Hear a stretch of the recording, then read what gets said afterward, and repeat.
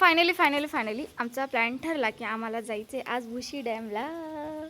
तर झालं काय, आम्ही निघालोच होतो आणि इथे एवढं पाणी होतं ना की आम्हाला ना पुढं जायची इच्छा नव्हती होत, पण आता इथपर्यंत आलोय म्हटल्यावर ऑब्व्हियसली पुढं तर जायलाच लागणार.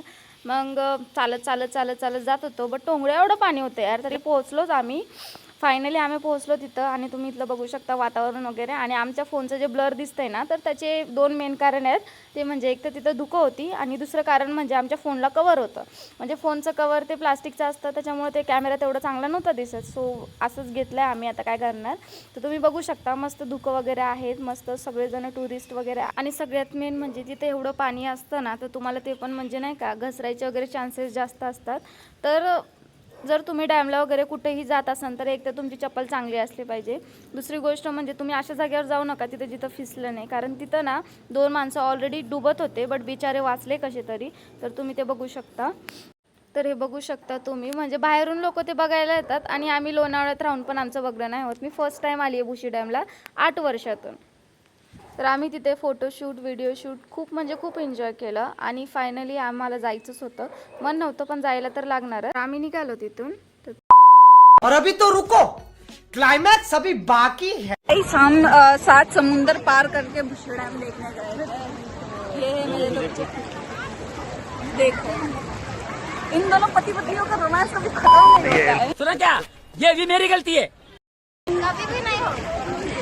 जहाँ मौका मिलता है वहाँ शुरू हो जाते हैं हम। साथ मेरी शादी होगी ना, उसको लेके जाएगी। देखा हम, देखो 7 समुंदर पार करके हम पानी देखने गए।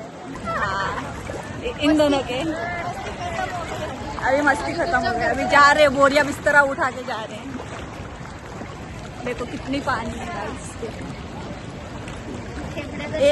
एक पैर मतलब घुटने जितने पानी है, पर फिर भी हमको फिर से पानी देखना है।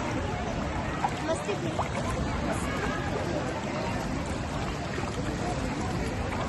और जाओ, कौन सा डैम है? Bhushi dam, Bhushi dam. अभी ये सब वीडियो जीजा जी एडिट करके देंगे हमको। हमारे पास वीडियोग्राफर जीजा जी है।